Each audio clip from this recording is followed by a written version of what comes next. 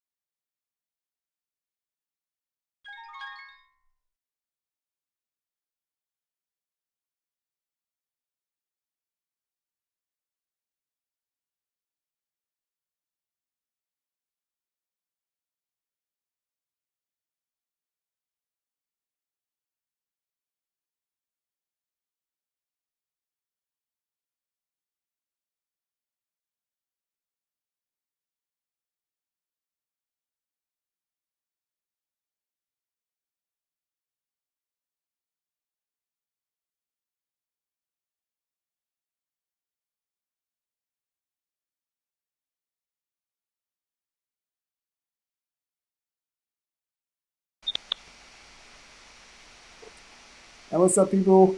Just say with your legs media. My name is Ennis Luby. Thank you for tuning in, joining in.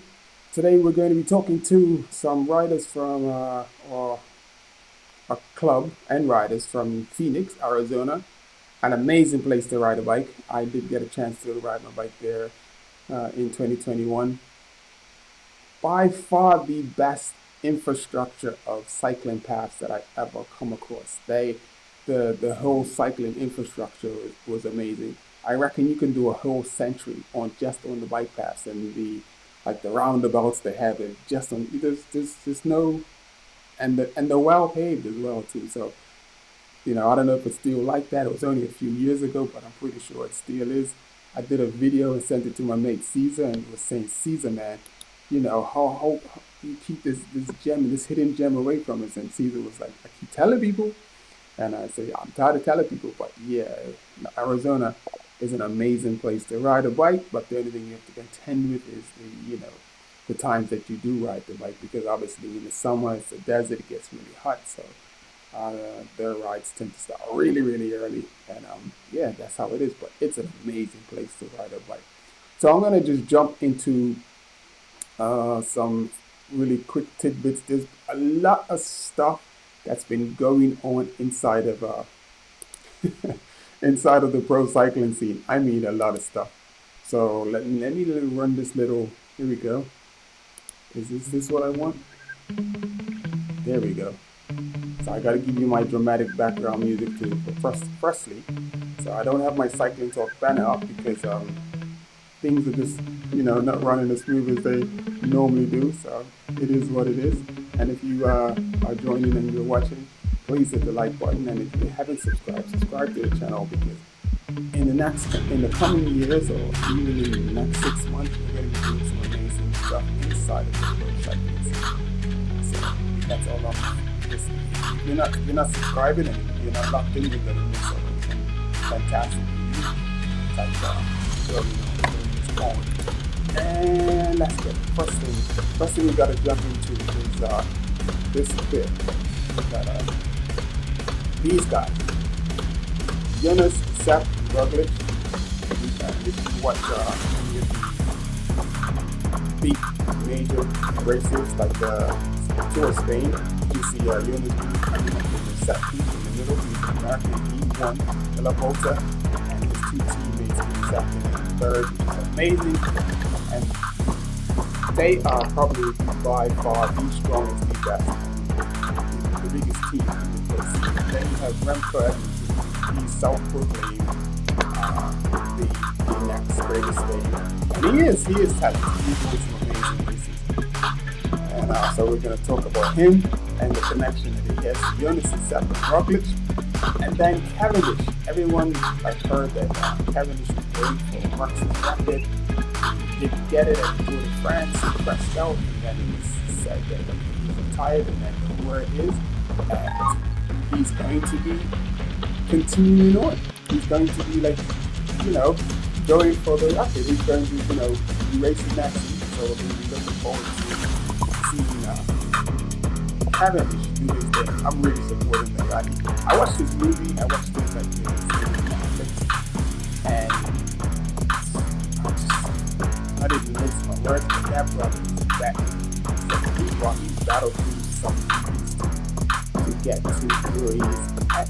And regardless of the outburst, you might say that that guy's an asshole over this and that. The average person probably wouldn't be here if they had been through what he's been through. So, hats off to Mark Cavendish. He's still maintaining a family. His wife supports him. He's got some beautiful kids. And, this thing about, it's been coming to the forefront about mental illness. And it's a real thing. So, I don't care what anybody says. He has my support.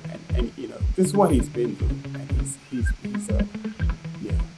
So Mark Cavendish has on tour, and look forward to him working at Emerson Racket and just going down in history. And that's not smart, because they will forever be the name attached to the greatness of the greatest rider. Just do what Mark Cavendish did. That's not smart. I'm watching and listening. So let's talk about Jonas, Sepp, and Roglic. And what's the connection between those two and Remco? So the big news is Remco rides for Sudal Quickstep. Amazing team, got some amazing riders, super talented. Probably the number 2, number 3 team in the world. And then you got a number of good riders in the number 1 team. They are margin. That is some people may disagree with my choice of team, but I would say Dallas Cowboys and the 49ers merging together to play everyone else. It's just it just wouldn't seem fair, but that's what's happening. These two massive teams join together and form, one team. So some of the sponsors are Amazon. It's been talk of Apple coming in to, be a sponsor. It's going crazy. It's just going crazy. Now people actually see the potential inside of the financial gains. So that's what a lot of sponsors see, because a lot of people don't know, but the Tour de France is the most watched sport in the world, above the World Cup. So Tour de France, that is the World Cup. And a lot of people are really surprised that the NFL and NBA what most watched sports in the world. So that's a little news for today. That's what's on the Cycling Talk. So we're going to get into our conversation. We're going to just talk, bring in some people I haven't met them personally. I've only met Nathan, and great guy. And so we don't get Nathan today, but guess what? We get his parents. Nate and Donna. So let me just flip this screen up and get rid of the Cycling Talk news. Get rid of that gorgeous smile that Cavendish is giving us right now. So my little Lakes Media, and hit the like button, subscribe to the channel. We will definitely appreciate that. It will help out us with the algorithm and with the girls and plans for the future of our Save the Village video. So that's it with my background. So Nate, Donnie, you're gonna be on the show. I didn't think it was going to be finished. When I had the screens, I didn't set it up for it to drop in that quickly. So let me see. In the background, I've got to bring up. It's an and delete. So we're going to take it up. Just two. That's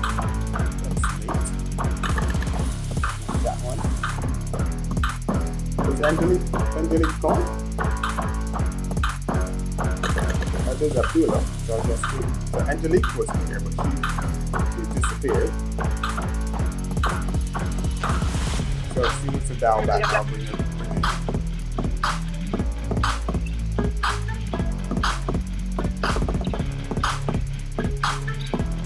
Oh, the music is still out. So.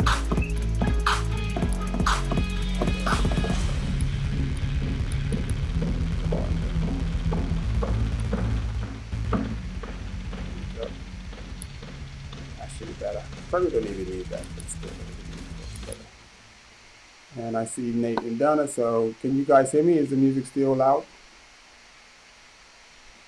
No, we can hear you. Yeah, so the music's not too loud. So Abdullah, I'm about to bring you up, Abdullah. Give me 2 seconds. Just 2, I already assigned Abdullah. And here's Abdullah.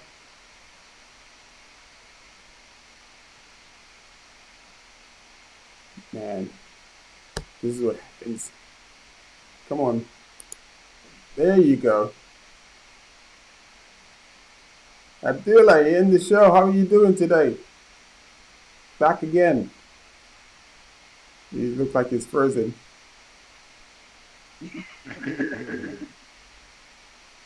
Abdullah, can you hear me? I have myself on mute.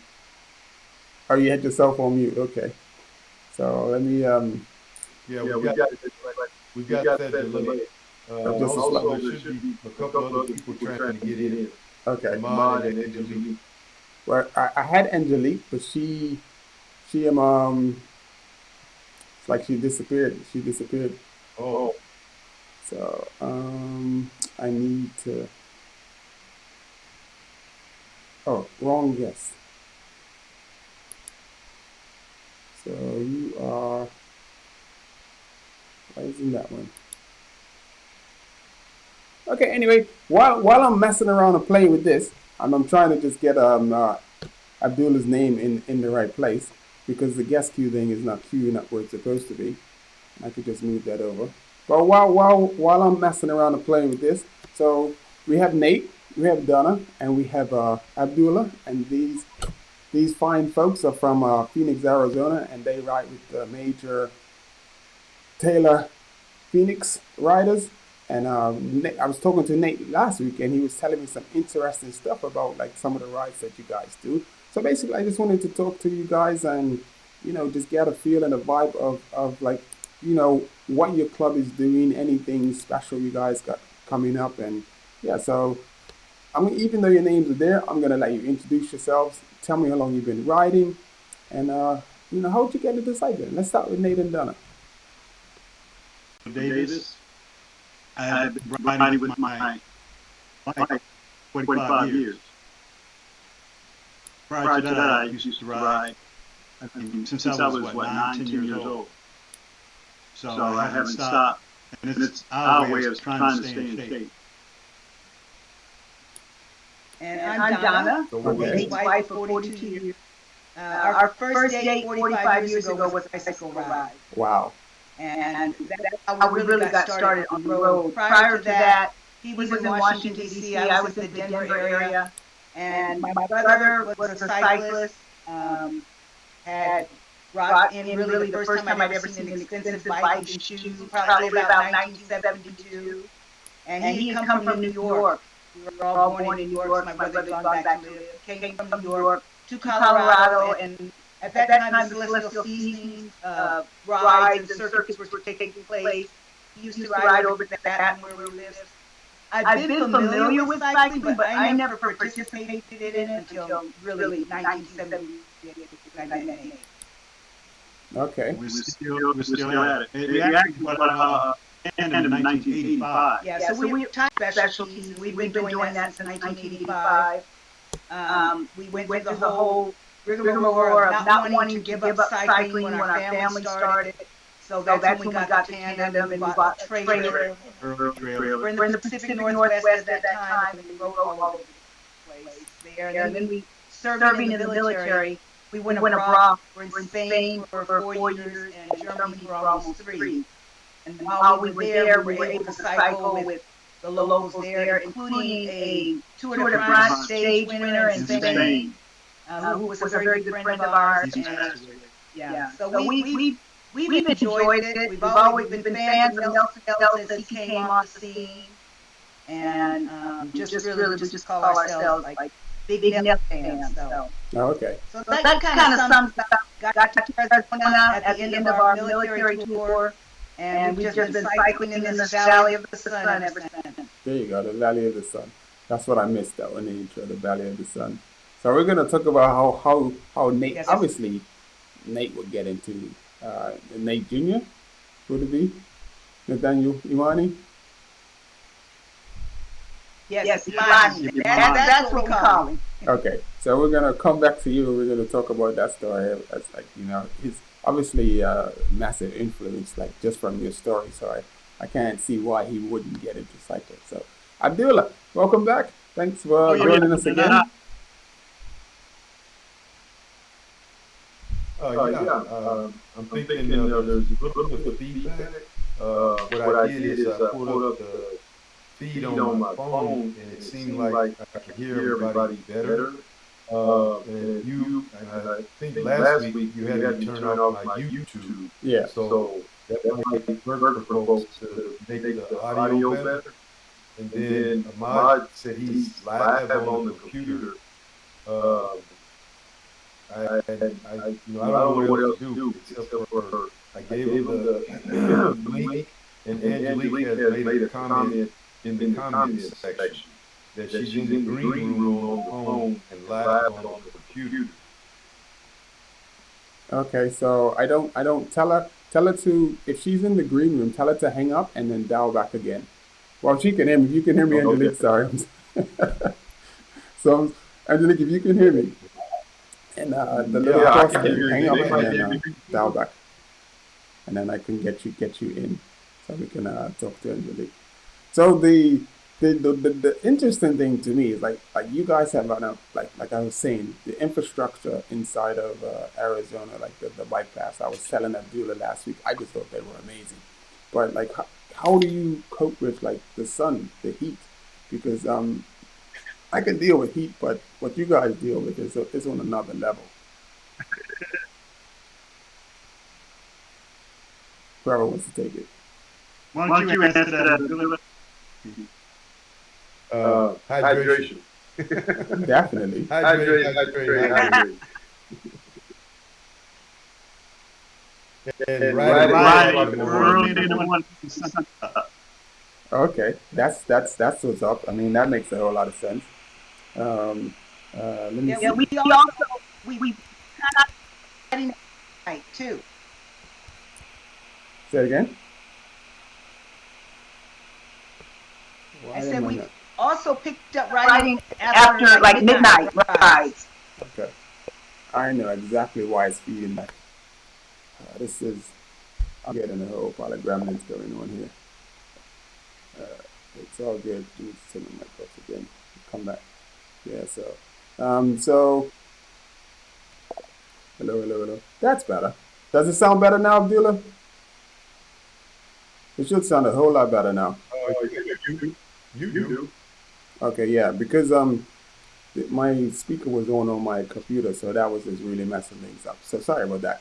So yeah, so like that's the obvious thing. Well, not obvious. I mean, like a lot of people can't get up that early, but that's pretty cool. I'm an early riser, and like what is early? What exactly is early? Because some people probably think early is like 7 o'clock. What do you call early? 4 o'clock in the morning. 4 o'clock in the morning. And what time would your ride finish? Abdullah. I don't know. I have a delay on my end. It's like probably 5 seconds. So by the time you see me, I've already finished talking. But anyway,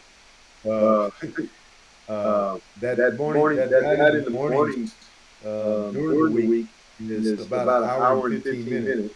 And then the ride on Fridays, the coffee donut ride, that one goes, and including the time that we sit down and break bread. That one goes for that's a 2 hour. event. It's Mhm. all 2 hours is not riding. Okay. So we ride for about an hour and 15 minutes maybe. And then we head for the donut shop and we sit there for about 30 minutes and have a good time talking to each other. Okay, here's a question. What do you think would happen if there wasn't a donut shop? What do you think would happen to cycling? Well, we've always had a Wednesday or Friday ride. It just hardly ever included donuts. So in the past, we would ride to different businesses and support businesses that were local, or we would ride 20 miles or 25 miles to the other side of town and support one of those businesses. There's always some food and conversation involved on those rides. Yeah. I mean, it's like I'm just trying to figure out like if like from the beginning of time like Nate and Donna, you guys have been. I think you guys you definitely been riding bikes a lot longer than I have. You know, has there always been a donut shop? A donut shop ride. Windshields. Yeah. Well, ones that were not as nice as this donut ride that Abdullah does. Yeah. Okay. Yes. The And donut ride that Abdullah does is like the creme de la creme. Well, it's vegan for one thing. Oh, that's what's up. Abdullah, you didn't tell me that. We were talking about vegan stuff last week. You didn't tell me that the donut ride was vegan too. Yeah, we try to actively find since we're on the bike.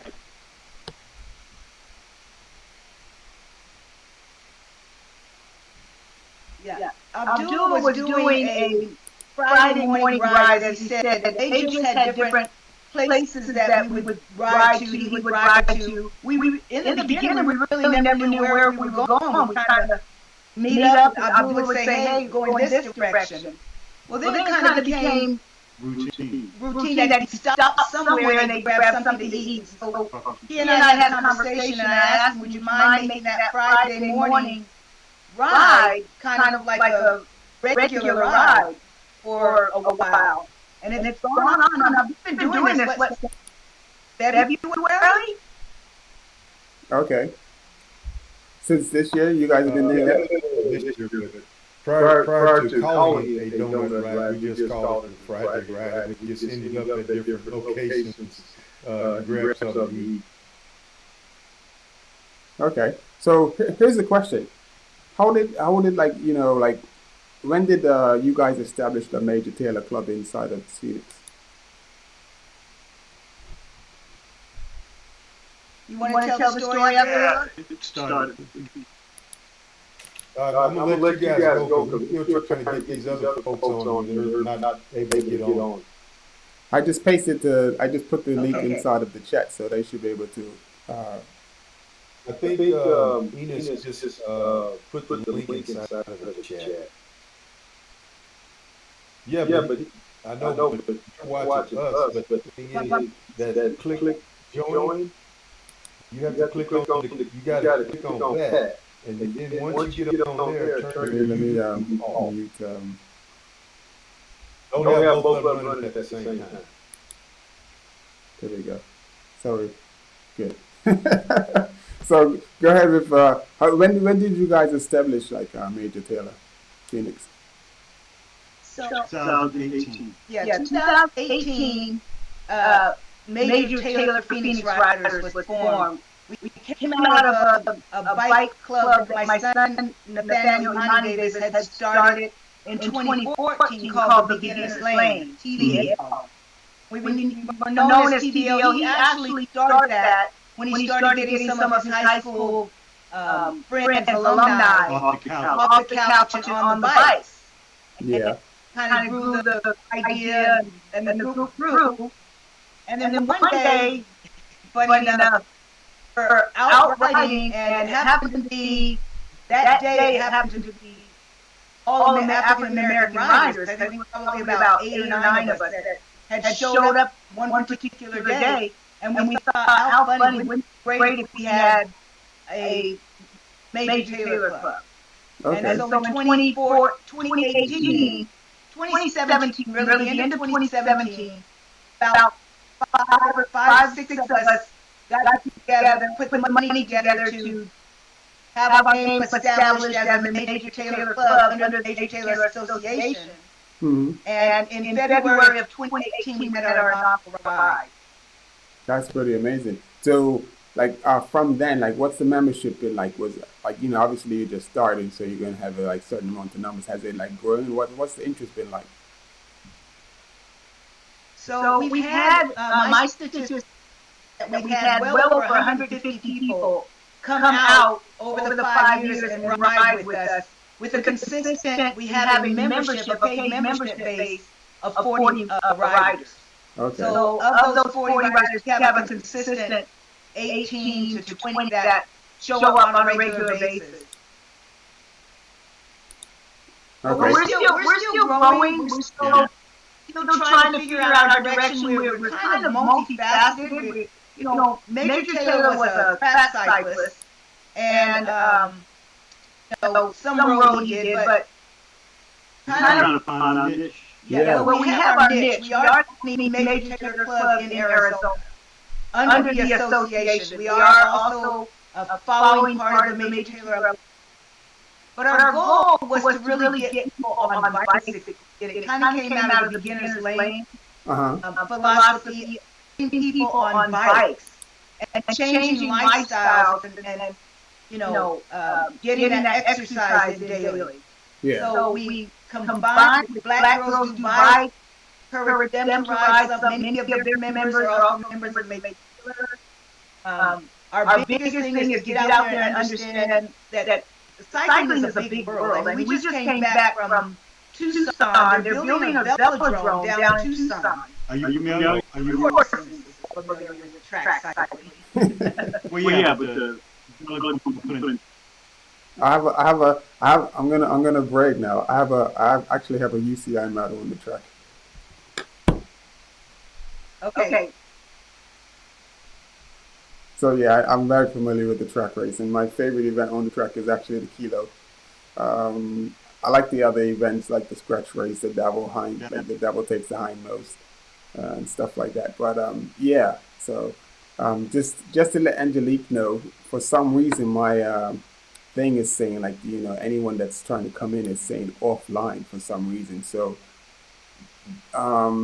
I think the only way that I can get people in is if I actually start the show over, and I really don't want to do that. that would suck. At the same time, it wouldn't really matter, because I can always just patch together, and then probably gonna get my mic working properly as well too. So what I'm going to do is, just so we can bring everyone else in, I'm actually going to do that. I'm actually going to just to end this show, and then I'm going to start it again. You guys have the link, so just as soon as you see me live, just hit the link, and I'll bring you back up. Okay. Okay, and hopefully that delay will be going as well, Abdullah. So once it goes. So alrighty, let me just try this again. Let me just end this properly first, so even I can still have a,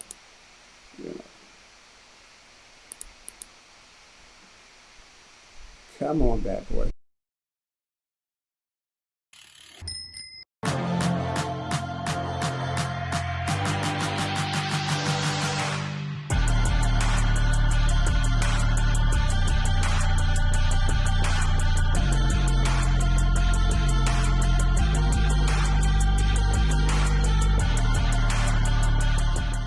Sever your legs, media. You know what to do.